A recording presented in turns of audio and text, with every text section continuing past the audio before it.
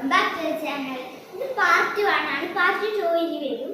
അപ്പോൾ ഇന്ന് ഞാൻ കാണിച്ചു തരാൻ പോകുന്നത് എങ്ങനെയാണ് സ്കിപ്പിംഗ് റോപ്പ് ചെയ്യുക എന്നാണ്.